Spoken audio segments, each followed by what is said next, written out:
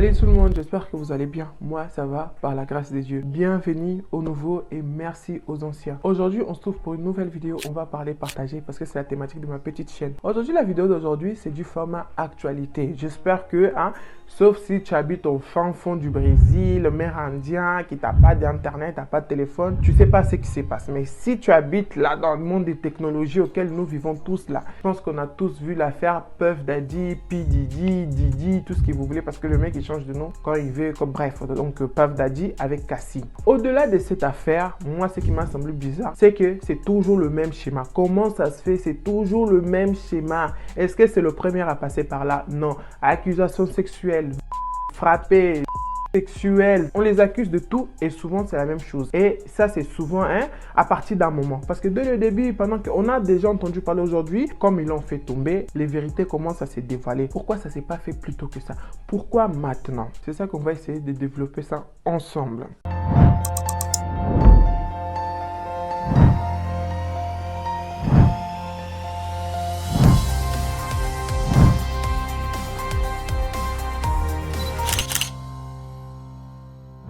Donc, affaire Puff Daddy, ça a commencé avec déjà des bruits, il a fait ceci, il a fait ça, vidéos, des interviews qui a déjà à l'époque s'est passé sur filet de maille.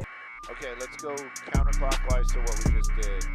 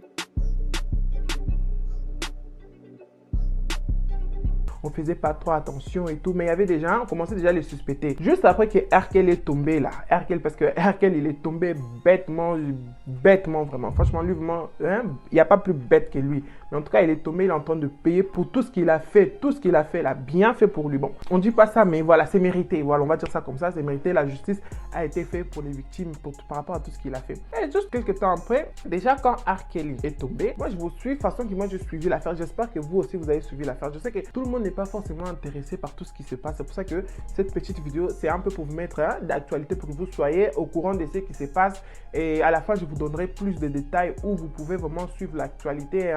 Il y a des chaînes spécialisées parce que bizarrement, quand c'est pour dénigrer, pour rabaisser, pour raconter n'importe quoi, là, les journalistes, que ce soit francs-américains ou même ici en Europe, ils sont venus là, le grand maître Puff Daddy, le grand Herkel est tombé. Là, pour montrer que la personne, elle est tombée, le grand personnalité est tombée. Là, ils sont là, mais les détails de la chose, les pourquoi, qui sont vraiment ceux qui tirent les filets du mail, ça, ils disent pas. Et c'est ça que c'est ça qu'on va essayer de voir ça ensemble. Modèle américain, on a grandi avec moi. Moi, j'ai grandi avec, oui, je suis pas né en Europe, peu importe où tu étais. Dans les années 90-90, là, on a grandi avec nous qui sommes nés à cette époque-là, en tout cas. Moi, j'ai découvert dans mon adolescence, du coup, j'ai découvert la musique américaine et tout à travers juste pour la petite histoire. Moi, j'ai découvert la musique américaine grâce à mon frère. Donc, mon frère avec ses potes et tout. J'ai un grand frère.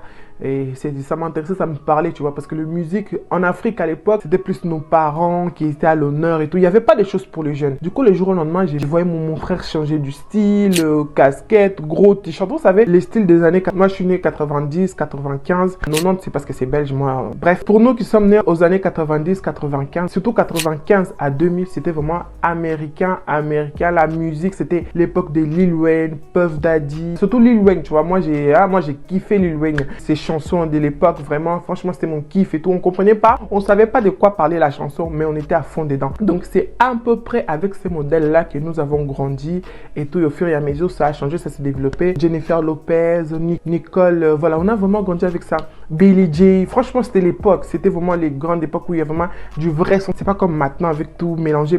On sait pas qu'est-ce que les chansons veulent dire et tout et n'importe quoi. C'était pas cette époque-là. Cette époque-là, ça parlait d'amour, ça parlait du gang, ça parlait de tout, mais on comprenait, tu vois, c'était compréhensible par rapport à maintenant. Je trouve que c'est un peu mélangé. Donc à cette époque-là, il y a des grands qui se créaient, il y a des grands qui se formaient, il y a déjà des gens qui maîtrisaient le game et tout, comme R. Kelly, comme Puff Daddy, comme Jay-Z. Il y avait déjà de maîtres et il y avait du poids lourd du game. Donc ils se sont fait leur petit schéma et tout, ils ont galéré pour arriver là où ils sont. Et après, le game s'est amélioré, ça a évolué, chose qui était tout à fait normale et logique. Donc voilà ce que je pouvais dire par rapport à l'évolution de la musique afro, l'impact qu'ils ont eu par rapport à nous qui étaient en Afrique, même dans le monde. Là, je peux pas parler pour les autres pays parce que j'ai pas grandi avec eux. Donc je parle vraiment par rapport à nous qui avaient grandi en Afrique, l'inspiration que les Américains, que la musique américaine, les Afro-Américains ont eu impact sur nous. Vous me direz en commentaire, hein, votre point de vue est important et c'est comme ça qu'on va développer et se partager des petites anecdotes parce que ça nous a vraiment marqué. Donc on attend que Cassie s'est séparée, la chanteuse de R&B. Cassie s'est séparée des Puff Daddy, qu'ils étaient en relation, plus de 11 ans de relation et tout. S'est séparée pour plusieurs motifs dans les médias. Elle a un peu lâché pour ci, pour ça, mais on l'a écouté, mais ça n'a pas étonné, surtout là-bas, tu vois. Nous les Européens ou nous les restes du monde, quand on attend des témoignages des femmes violentées, agressées aux États-Unis là-bas, on est choqués. Mais bizarrement là-bas, eux ils sont pas choqués. Donc si nous les voisins on attend des choses, comment vous voulez que nous on réagisse?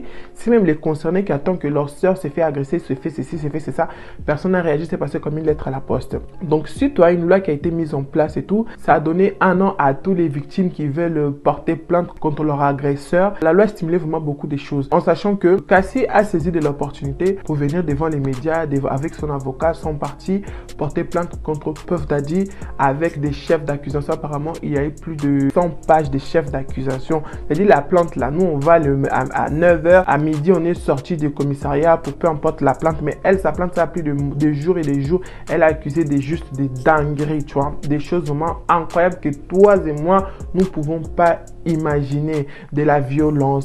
C'était juste, franchement, elle a accusé de beaucoup de choses. Dans sa plainte, elle a dit que 2 fois, il est drogué et il est obligé à avoir des relations non consenties avec ses amis, avec des personnes auxquelles elle connaissait pas. Et pendant qu'elle faisait des bails avec ces personnes-là, lui regardait, sans oublier qu'il filmait. Il faut savoir qu'Cassie, quand elle est rentrée dans le game, elle avait que 19 ans, elle était en couple avec son producteur. Ils ont tous tendance à être en couple avec leur producteur. Après, Puff Daddy, il a eu un coup de foudre où il a eu l'œil sur elle et il a tout fait pour qu'elle quitte le producteur, le mec auquel elle était à l'époque avec, pour se mettre avec lui. Quand il s'est mis avec lui, c'est là qu'elle a fait nettoyage du cerveau en plus. En fait, t'es là, t'as 19 ans, tu viens à peine de rentrer dans le game, tu sais pas comment les choses marchent et tout. Et là, t'as un mec, t'as un idole même, si on peut dire ça comme ça, mais que t'as toujours admiré. Et ça fait déjà plus de 20 ans qu'il est dans le game. Il a fait des dingueries, il a fait des choses et tout. Il est respecté. Et ce mec-là, tu le plais. Donc, t'as pas le choix que d'accepter. Et c'est ça qu'elle a fait. Elle a accepté. Et le mec, pendant moi 3 ans, il a fait voir du rêve, voyage, acheter, accessoires, tout ce que vous voulez, maison, voiture. Vraiment, il a vraiment vendu du rêve. Et elle s'est habituée à cette vie-là. Au bout de 2-3 ans, vraiment, le cauchemar a commencé. Donc, tous les dingueries qu'il a fait, tous les dingueries que Puff Daddy il a fait tout court. Franchement, on va en revenir sur quelques-uns, mais je vais pas trop m'étaler dessus parce que s'il faut m'étaler dessus, c'est assez long. Et sans oublier, il y a des vraies chaînes spécialistes de la matière qui ont fait ces genres de vidéos. Après leur séparation, bien évidemment que Daddy, il n'était pas d'accord. Puff Daddy, il n'est pas d'accord, il voulait pas. Mais il a laissé quand même partir parce que ça fait quand même plus de 11 ans. Et je pense, même lui, hein, ils se sont finis leur jeu. Surtout lui, il a tout eu ce qu'il voulait avoir de. Donc, il a laissé partir et tout. Elle a commencé à faire sa vie de son côté. Mais quand il a eu cette loi-là, c'est là qu'elle a porté plainte et l'histoire, on le connaît tous. Donc, comme elle a porté plainte avec tous les chefs d'accusation, c'est comme si elle a ouvert une porte, une tunnel. Elle a ouvert quelque chose. Et après cette plainte-là, les gens se sont dit, attends, avant Cassie, Puff Daddy, il avait déjà d'autres conjoints, d'autres copines et la mère de ses enfants qui est décédée dans des situations mystérieuses. D'ailleurs, il est accusé, mais comme on n'a pas de preuves, ça reste comme ça. Donc, les autres, ils se sont dit, ah tiens, ça, c'est sa compagne de plus de 11 ans qui ose l'accuser des choses que nous, on a essayé. Parce que pendant tous ces temps, il y a eu des interviews, il y a eu ses ennemis, il y a des gens qui l'appréciaient pas parce qu'il n'est pas apprécié de tous, qui lâchait des choses dans les médias, mais c'est parti sur les filets. C'est parti comme si c'est rien n'était. On a entendu, mais on n'a pas entendu. Bah, on sait déjà, il n'y a rien de nouveau que tel disent. Donc, c'est passé comme ça. Après, quand ils ont vu, non, là, c'est vraiment du sérieux. C'est Cassie quand même, c'est sa femme de plus de 11 ans de relation qui vient de balancer, nous dire des choses. Nous, on le disait, on a entendu 50 Cent, on a entendu Fabulous dire ça, on a entendu certains médias, TMZ, balancer certaines infos, mais c'est passé comme ça. Mais là, on a quelqu'un qui le connaît, qui a vécu avec lui plus de 11 ans, qui dit des choses. On doit s'intéresser. C'est là vraiment que l'affaire a fait du bruit, qui a ramené à une perquisition de chez lui à Los Angeles, Miami. Je pense que la vidéo, les images des perquisitions, vous avez tous vu, c'était juste waouh. Et dans toutes ces maisons qui a été perquisitionnées, il n'était pas là, mais il y avait ses enfants, ils ont arrêté ses enfants, les images ont fuité. Donc ça fait vraiment un boom dans le milieu. Donc voilà pour la petite histoire. C'est quoi l'accuse-t-on? Franchement, je vous dis des choses sur des bases que vous connaissez déjà l'histoire. Après, si vous ne connaissez pas, je me mets aussi dans la place de ceux qui ne connaissent pas. Mais c'est juste incroyable. De quoi on l'accuse exactement? On l'accuse juste des choses très très graves. Et de vous à moi, pour ceux qui connaissent l'histoire, je pense que vous avez votre opinion et moi aussi j'ai mon opinion. De vous à moi, j'ai envie de dire que c'est vrai, j'ai envie de dire que c'est faux. Mais je ne vais pas le dire clairement parce que je n'ai pas envie de vous influencer. Franchement, mon opinion, je vais le garder pour moi. On reste vraiment sur des bases d'analyse. Il faut savoir, Puff Daddy, il est connu dans le milieu parce qu'il organise des fêtes juste magnifiques, des soirées, ces fameuses soirées, les soirées là où se passent des choses pas très très catholiques, hein, des soirées vraiment... Donc, il est vraiment connu par des soirées déhanchées où on voit de tout et n'importe quoi. Et c'est que une des chefs d'accusation, c'est que dans ces soirées-là, il y a des femmes mineures qui sont là pour proposer leurs services. Est-ce que ces femmes-là sont consentantes? Est-ce que lui, il sait que ces femmes-là sont mineures? Je suppose que oui, on va pas faire semblant, on va pas dire toutes les soirées qu'il a organisées, il y avait des filles mineures et lui, il savait pas. Et en plus, les gens, il faut que les gens, même moi, je me suis trompé, il faut qu'on arrête de dire femmes mineures. Non, non, non, c'était des filles mineures. On parle des 14 ans, les plus jeunes 14 ans, même 13 ans, 15 ans, 16 ans. Donc, on parle vraiment des filles vraiment qui connaissent rien, qui se sont fait tromper, qui se sont fait naïvement arnaquer et se sont trouvés dans des fêtes dans des soirées où il s'est passé des choses juste horribles. Et ces soirées-là, tout le monde en témoignait. Tout le monde en témoignait, que ce soit Jay-Z, on l'a vu dans une de ses soirées. Rick Ross, on l'a vu dans une de ses soirées. French Montana, on a vu en fait la crème de la musique R&B, hip-hop, rap, tout ce que vous voulez là, a passé par là. On parle même des comédiens, des acteurs, tout le monde a passé par là. Même Will Smith. Moi, lui là, quand j'ai entendu son nom et en plus plusieurs fois, pas qu'une fois là, c'est là maintenant, il faut que vous qui avez descendu Jada là, commencez déjà à préparer vos excuses. Je vous ai toujours dit, Jada là, c'était mon combat parce qu'elle n'a pas fait tout ça pour rien. Lui aussi, il avait des choses à se reprocher. Mais vous n'avez pas vu ça, vous avez jeté la pierre à la dame là. Maintenant, voilà maintenant qu'il y a un trafiquant sexuel, un pédo, un homosexuel qui a accusé, qui est Puff Daddy, qui est en train de tomber dans sa liste où il y avait les invités des gens qui profitaient de son système, de son trafic. On trouve le nom de Will Smith. Donc votre tonton Will là, il était pas trop tout blanc dans l'affaire. Hein. Il voulait se faire passer pour un innocent. Voilà que son nom sort dans la liste. Je dis pas qu'il faisait partie où il était dans ces bails là, mais je dis juste c'est bizarre, tu vois. Comment toi... Tu peux avoir des amis, connaissances. Parce que si tu es parti dans ces soirées-là plus d'une fois, ça veut dire hein, c'était quand même ton ami. Ou voilà, il y avait un truc. Tu ne peux pas partir dans les soirées plus d'une fois dans les soirées de quelqu'un où vous n'avez pas d'affinité. C'est pas normal. Donc, le nom de Will Smith aussi est sorti dans cette affaire-là. Les noms vraiment qui ont choqué et ému, ou même qui a fait vraiment les gens ouvrir les yeux sur cette affaire, je pense que c'est le nom de Usher et Justin Bieber. Pourquoi Usher et Justin Bieber? Pourquoi Usher? Parce que Usher, quand il a commencé sa carrière, pareil, il s'est fait découvrir et développer à écrire son album pour le faire sortir du game. Est-ce que ça s'est vraiment fait? Je sais pas. Est-ce que c'est que Usher, il est aujourd'hui? On peut dire un peu c'est grâce à Diddy parce qu'il avait pris sous son aile dès le départ. On ne sait pas. Il a pris sous son aile dès le départ. Est-ce que c'était vraiment pour le faire développer? Parce qu'il y en a qui étaient sous son aile dès le départ, mais... En fait, ils habitent ensemble. Il n'y a jamais eu de morceaux enregistrés. Ils ont vécu ensemble. Mais pendant ce temps-là, vous faisiez quoi? Point d'interrogation. Et sur beaucoup d'interviews qui sortent aujourd'hui, qu'on peut voir vraiment, il y avait Anguille sur Roche. C'est quand on voit qu'il y avait des soirées qui s'est passées. Surtout quand il a découvert Justin Bieber. Il a pris Justin Bieber, il l'a ramené dans sa maison. Il a commencé à lui montrer les voitures, les télés et tout. Et Justin Bieber, l'adolescent qu'il est, le nouveau qu'il est, il était juste waouh. Et c'était waouh sur l'admiration de tous ces biens-là qu'il montrait. Et il est resté avec lui. Quelques temps plus tard, il se voyait plus. Des choses se sont passées parce que quelques temps plus tard, quand il se voit, en fait, Diddy, il est fou ce mec. Ça va pas dans sa tête. Il pose toujours la même question. Oh, je te vois plus beaucoup. Oh, tu participes plus dans mes soirées. Tu veux que je prépare une soirée pour toi? Et tu vois la réaction. J'ai vu les interviews, tu vois. tu vois la réaction des gars, chers comme surtout de Justin Bieber. C'est là que Justin Bieber actuellement c'est le chouchou parce que le mec il a trop mal tourné. Pourquoi il a trop mal tourné? Parce qu'il a été brisé. Il est sorti très jeune du game. Et malheureusement, ses parents, son entourage, ils n'ont pas eu la sagesse ou l'expérience de le maîtriser, de l'encadrer. Du coup, ils ont fait qu'il soit encadré par d'autres personnes. Et malheureusement, ça l'a détruit en fait. Tu vois, à l'époque, dans l'interview, Justin, 15 ans, à côté d'un grand monsieur de la trentaine, qui lui dit « Ah, je te vois plus beaucoup dans mes soirées.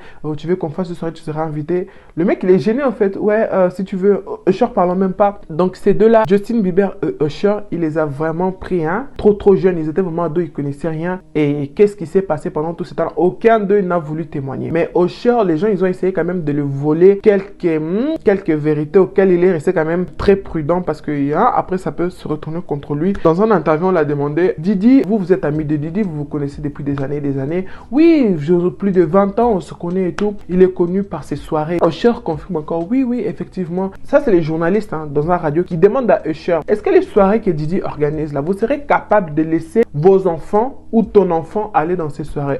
Usher, il était là, il était cool, il était tout de suite après, on dirait quelqu'un qui a fait revenir ses esprits en lui. Il dit, jamais je peux laisser mes enfants partir dans ces soirées-là. Oh, la journaliste, il dit, c'est votre ami, vous vous connaissez depuis plus de 20 ans, pourquoi vous ne pouvez pas laisser votre enfant aller dans une soirée que ton ami organise? Il a rigolé, il a dit, c'est que je sais, je ne laisserai jamais un de mes enfants aller dans cette soirée. Donc, une soirée que toi-même, ton pote organise, tu ne seras pas capable de laisser tes enfants y aller, mais il y a des jeunes filles mineures qui participent dans ces soirées-là pour faire quoi? Qu'est-ce qui se passe clairement?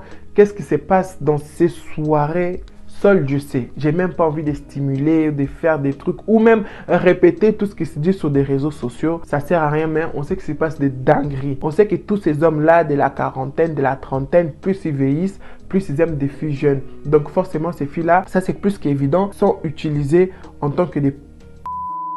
Ils sont obligés de vendre leur corps malgré elles, avec ou sans consentement. De toute façon, du moment qu'on est mineur, je pense qu'une fille de 14 ans ne se dit pas que ouais, je vais aller dans une soirée, aller tonton pour vendre. Je pense pas. Donc c'est vraiment par force. Et c'est le temps avance, du coup, ça a fuité tout ce qui s'est passé et tout. Comme c'est le maître, c'est le big boss du game, en fait, lui, il fait et défait les carrières des artistes qu'il a envie.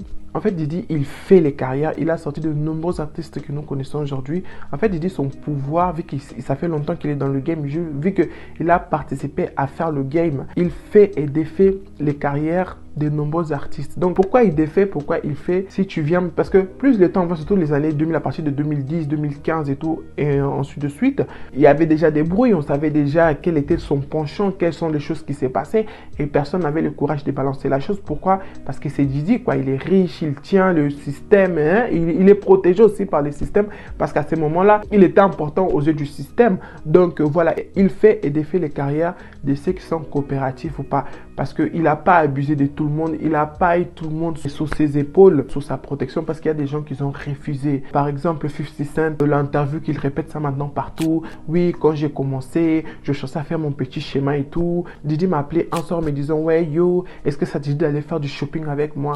50 Cent, il était outré. Il dit, mais attends, on est deux mecs là, tu me proposes d'aller faire du shopping. Dans quel sens tu me proposes d'aller faire du shopping? 50 Cent dit même que je ne l'ai même pas laissé répondre, je l'ai trouvé fou. Et là, en fait, quand on a raccroché, ça m'a fait tic parce que c'est pas la première fois. Il a cru que j'étais sa femme ou quoi, me proposer de faire du shopping.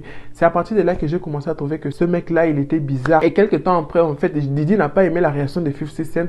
Et qu'est-ce qu'il a fait? Comme 50 Cent, il était en froid avec sa baby mama, Didi n'a rien trouvé de mieux que d'embaucher la baby mama de 50 Cent. Et du coup, l'a embauché comme ça pro. Comme sa pro, il a pris une maison et tous les mois, il est payé un mensuel, quoi, comme sa pro privée, personnelle, quoi. Ça veut dire, tu as chez toi, tu as ta maison et à tout moment, tu as un client particulier qui passe parce que c'est ces clients-là qui te fait vivre. Donc, c'est là vraiment que 50 Cent et Didi, la guerre officielle a commencé, la guerre, déjà qui ne s'appréciait pas beaucoup. Après ces actes-là, de la part de Didi, 50 Cent, vraiment, l'a plus lâché, tu vois, l'a plus lâché. D'ailleurs, depuis qu'il a arrêté tout ce qui se passe, 50 Cent s'y prend un plaisir à publier sur Twitter, sur les réseaux sociaux. Donc, vraiment, en fait, on dirait des gamins, mais c'est des grands tontons, en fait. C'est vraiment des papas des 40, des 50 ans même, hein, parce que, hein, On a grandi avec eux. Nous, on était petits, ils étaient déjà de la vingtaine. Maintenant, tu vois, c'est des tontons, on dirait vraiment, c'est juste incroyable de voir ça, des grands messieurs, des messieurs qui auraient pu prendre leur retraite comme des blancs font. En fait, leurs blancs, ils font leur temps. Après, quand c'est plus leur temps, ils laissent le game pour les autres. Pourquoi chez les noirs, pourquoi chez les afros, c'est jamais comme ça? Tu as été au top à un moment de ta vie, bah, sois prêt à te dire qu'à un moment, il faut que tu laisses la place pour les autres. Et ainsi, voilà. Non, non, non, chez les blacks, c'est pas comme ça. Hein. J'étais au top, je vais rester au top. Quitte à toujours vouloir la chirurgie, vouloir garder les physiques d'un mec de 30 ans alors que tu as 50 piges. C'est pas logique. En fait, dans leur tête, vraiment, ils ont un truc, en fait. Ils ont un truc. C'est vrai que là, c'est des Afro-Américains, mais ça, c'est un peu partout. C'est un peu partout, surtout concernant les blacks. Les blacks, vraiment, ils ont du mal. Ils ont du mal à partager les pouvoirs. Ils ont du mal à laisser aussi les autres régner. Ils se sont fait connus via leur musique, via leur son, comme de bad boys, des mecs matures, la masculinité, ça devait être bref. Concernant Didi, cette chose-là, c'était quoi? C'était l'homo. Bah attends, surtout maintenant que c'est illégal, c'est accepté, LGBT forever, tout ce que vous voulez, en Europe et tout. En fait, pourquoi ne pas s'assumer en fait? Pourquoi ne pas s'assumer? Tu vois, c'est la honte. Toute ta vie, ton argumentaire, c'était men et men, ou je sais pas quoi. Et en fait, derrière, c'était ça son kiff parce que encore R. Kelly, c'était les féminaires, mais Didi, c'était clairement les gars, les hommes. Le mec, il était attiré par les hommes. La preuve, il est accusé d'agression sexuelle. On le suspecte d'avoir agressé Usher, on le suspecte d'avoir agressé Justin Bieber, on le suspecte d'avoir agressé beaucoup. Il y a même un de ses producteurs, un mec qui a travaillé avec lui pendant 1 an, qui a dit que Didi a abusé de lui tout au long de ces 1 an. Tout le soir, il venait sans demander, il le prenait par force, consentement ou pas. En fait, quand il a envie, il fallait que ça se passe. Donc, en fait, le mec, il a un penchant pour les hommes. Mais pourquoi tu t'assumes pas? Point d'interrogation. Il faut s'assumer. Hein. La vie, c'est un choix. Comme si ce n'était pas suffisant, il y a un audio. Vous savez, les réseaux sociaux, franchement, surtout TikTok, l'audio qui a fuité, qui est sorti de je ne sais où, qu'on attend, soi-disant, parce que c'est des audios, c'est pas image qu'on voit. On attend Meek Mill, un rappeur aussi, un rappeur américain, avec Puff Daddy, avec Didi, en train de faire des bails. L'audio, il est violent. Je vous déconseille. Voilà. Moi, en fait, j'ai pas compris. En plus, TikTok, de mon algorithme, il me propose des choses français. Mais pourquoi là, d'un seul coup, mon audio me propose des choses américains? J'ai pas compris. Et c'est en faisant des recherches que j'ai compris que ça concernait ça. L'audio était vraiment violent, tu vois, 2 mecs. De la même façon que tu peux attendre les voix, tu sais comment ça se passe entre un mec et une meuf. Il y a des bruits et tout, voilà, c'est consenti et tout, c'est normal. Mais quand tu attends 2 mecs en train de... C'est assez perturbant. Donc l'audio, clairement, on entendait tout ça et soi-disant c'était Didi et Meek Mill, l'ex de Nicki Minaj et tout. Et Nicki Minaj, quand on a posé la question par rapport à cet audio, elle n'a pas dit oui, elle n'a pas dit non. Tu vois, quand c'est non, souvent, ils ont tendance à vouloir non, c'est faux, ils veulent me faire tomber, ils veulent me faire ceci, ça. Ils sont pressés pour dire non, c'est faux. Mais quand c'est vrai, ils vont pas dire que c'est vrai. Mais le fait déjà de vouloir rester neutre, ça en dit tout. Après, il y a les fans, tout ce que vous voulez qui sont venus. Non, c'est l'IA, c'est pas vrai. Non. Bref, du coup, ça nous a laissé dans qu'est-ce que c'est et pourquoi ça sort maintenant. Pourquoi ça sort maintenant? Pourquoi c'est que maintenant? Donc, il y a beaucoup vraiment à dire. Donc, c'est vraiment bizarre cette histoire. Sans oublier, pendant tous ces temps-là que Didi, il faisait des bails, des trafics sexuels et tout, qui faisait des soirées. Ces soirées organisées, la petite parenthèse que j'ai voulu vous dire, ces soirées organisées, c'était filmé par lui-même. Il a des heures d'enregistrement avec tout le monde. Certains spécialistes disent que c'est comme ça qu'il tenait, en fait, certaines personnes, des Jay-Z, c'est comme ça qu'il les tenait via leurs vidéos. En fait, cette façon de faire là, on dirait c'est les façons de faire beaucoup de trafiquants, parce que cette affaire de filmer, de garder des preuves et tout, c'est un peu leur manière souvent chez les trafiquants, chez les proxénètes et tout, c'est ça aussi souvent que ça sort, c'est filmé à l'insu du client, du coup qui sera un grand personnalité. C'est pour ça qu'on a dit clairement, Didi c'était les proxénètes qui ramenaient de la chair fraîche et il avait des clients, pas n'importe quel client, vraiment de la crème du game, hein. Et on parle de Jay-Z, d'ailleurs beaucoup veulent que Jay-Z tombe, parce que si Jay-Z tombe, Beyoncé aussi tombe. D'un côté ça sera pas plus mal, tu vois. Après, c'est dommage parce que ça sera encore un homme noir de plus qui tombera. Mais sur la liste, là, beaucoup sont en train de dire que Jay-Z, là, risque d'être le prochain. Parce que depuis le scandale de Jay-Z et Solange, où ils se sont battus dans l'ascenseur, où Jay-Z a trompé Beyoncé et Solange a su, ils se sont battus. Depuis cet accident-là, vraiment, Beyoncé était blanche comme la neige. Jay-Z aussi blanche comme la neige. On peut pas être aussi parfait, tu vois. De temps en temps, on fait des erreurs, on dérape un peu comme Cardi B avec son mec, là. C'est tout à fait normal, c'est le game. Il y a toujours des imprévus, il y a toujours des choses qui se passent. C'est tout à fait normal parce que c'est des humains, c'est pas des robots. Il n'y a pas à être aussi parfait que ça. Et ça, depuis un bon moment, c'est ça que Beyoncé et Jay-Z sont. Ça veut dire, c'est comme s'ils ont tellement de cadavres dans le coffre qu'ils veulent nous faire croire que tout est blanc. Donc, c'est pas moi qui le dis, c'est les sondages, c'est les spécialistes du milieu qui disent que comme ça, tout le monde est en train de tomber, le prochain risque d'être Jay-Z. Il y a une côté qui disent non, laissez, si Jay-Z tombe, Beyoncé aussi sera derrière et Beyoncé, c'est la queen, c'est ceci, c'est cela.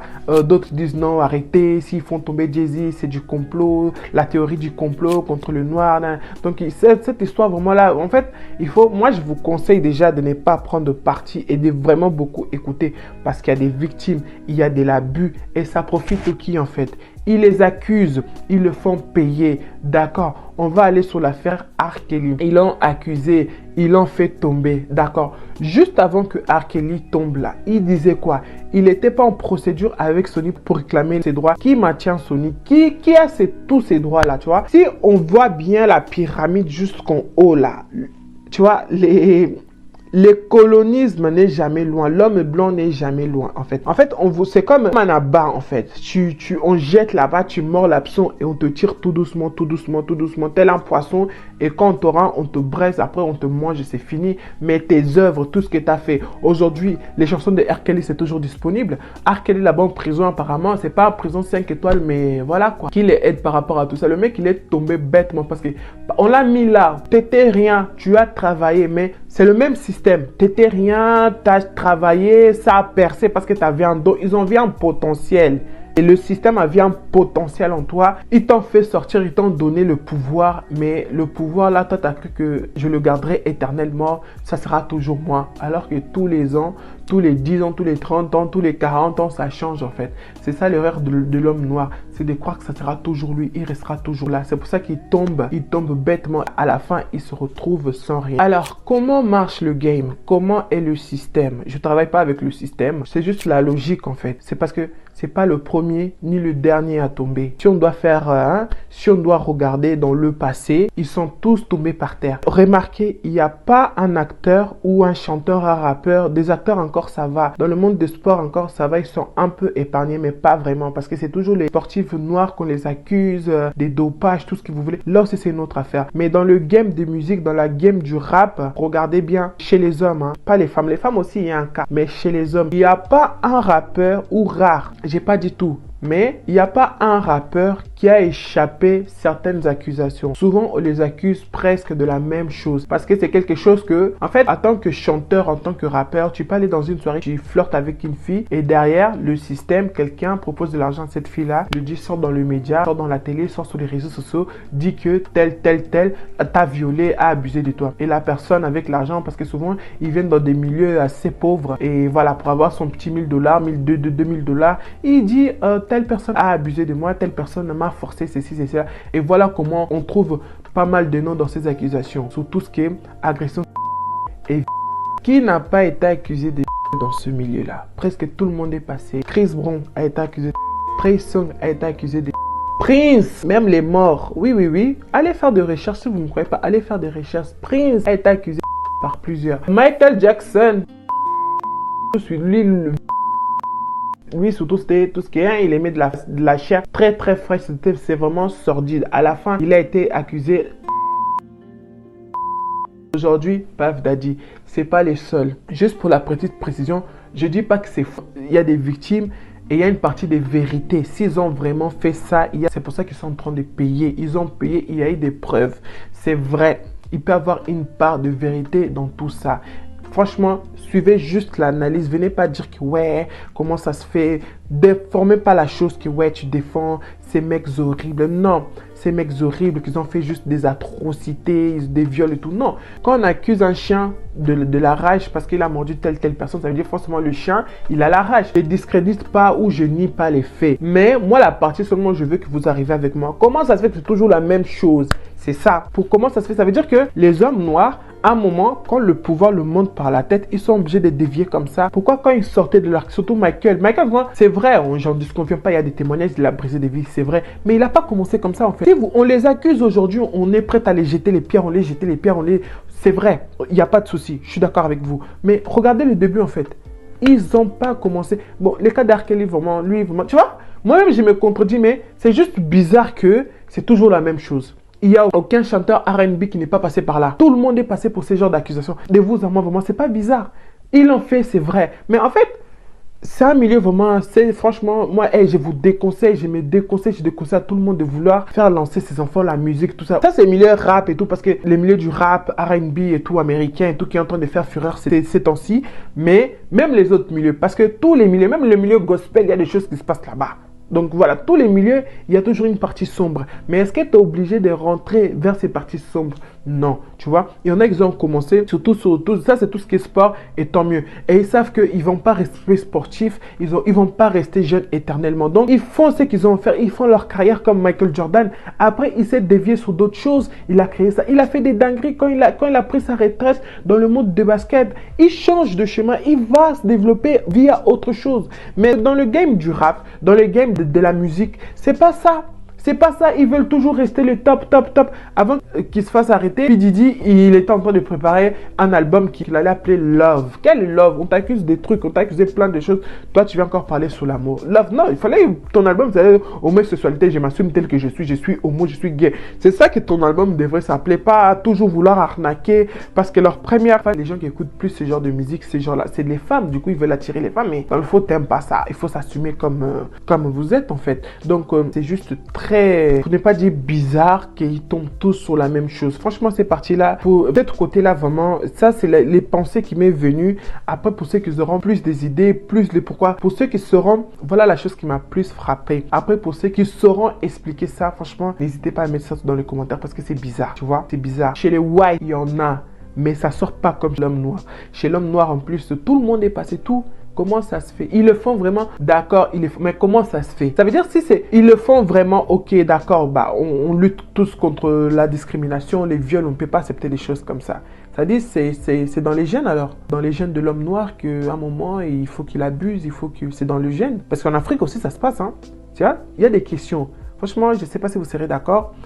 Il faut qu'on développe ça. Aidez-moi à développer ça parce que je suis un peu sur une grosse muraille en laquelle j'ai l'impression que je dois ramper pour comprendre. Pourquoi finir toujours par l'agression sexuelle, par violence, par des philies, par des choses que c'est juste horrible. Il y a des chanteurs, il y a des rappeurs blancs qui sont aussi dans ces bails-là. Mais si vous me demandez là tout de suite, je ne saurais pas vous dire nom de un que rappeur blanc qui fait aussi des bails-là, je ne saurais pas. Mais comme je vous ai déjà dit, chez les Noirs, il y en a plein. Ça fait partie de notre ADN, ça fait partie de l'ADN de l'homme noir ou c'est comment? Je sais pas.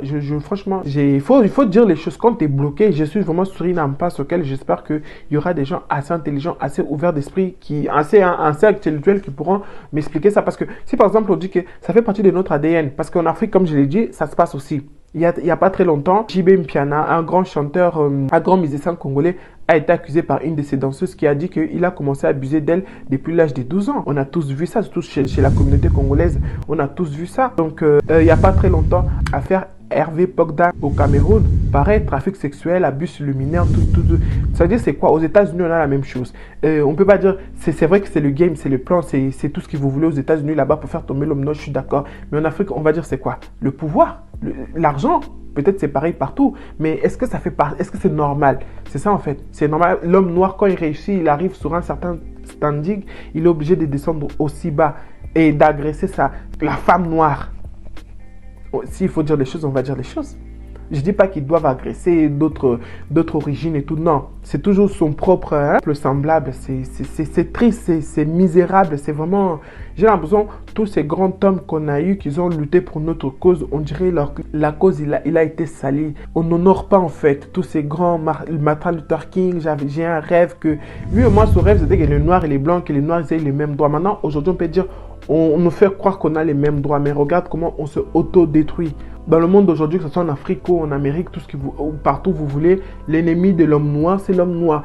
Ça, moi-même, en tant que femme noire, en tant que noire, je le dis. Et beaucoup d'entre vous, si vous vous voilez pas la face, je pense que vous voyez ça. L'ennemi de l'homme noir, même ces grands qui sont en train de tomber là, peuvent d'adier et tout et tout. Si tu regardes dans l'échelle, ses collaborateurs les plus proches, ceux qui tenaient, qui avaient une part des actions dans son entreprise avec lui, tu vas pas voir de noirs, hein. Les noms qui sont en train de sortir là, c'est souvent les Hispaniques, les Mexicains et des Américains et souvent des Blancs. Donc, quand lui, il est là, ses collaborateurs, tout ce qui l'aide à faire marcher son empire, son entreprise, c'est des whites. Et en bas, pour faire des sons qui vont le faire encaisser de l'argent, faire de la pub, sa cam, tu vois, les vraies personnes qui sont là sur le terrain avec lui. Là, par contre, c'est les noirs. Tu vois, l'ennemi de l'homme noir, malheureusement, c'est l'homme noir. Et ça, on voit, et ça, c'est facile de dire en Afrique. C'est pas seulement en Afrique, c'est partout. L'ennemi de, je le dis et je le répète parce que c'est ça, malheureusement, la vérité. C'est pas partout, c'est pas avec tout le monde, mais sur 100%, 90%, il reste que 20%. Et 20% là, je suis gentil. Je suis gentil. Tu vas faire un truc, la première qui va te cracher dessus, la première qui va te jeter la pierre, c'est l'homme noir lui-même. Puff Daddy, maintenant qu'il est en train de tomber, il y a même des histoires qu'il a essayé de cacher qui commencent à sortir. Apparemment, ça serait lui qui a commandité la mort, l'assassinat de Tupac par jalousie, par ceci, par cela. Regarde. Parce que vous ne pouvez pas tous être, vous partagez la pomme. Chacun prend sa part. Il faut toujours qu'il y ait un roi, il faut toujours qu'il y ait un maître.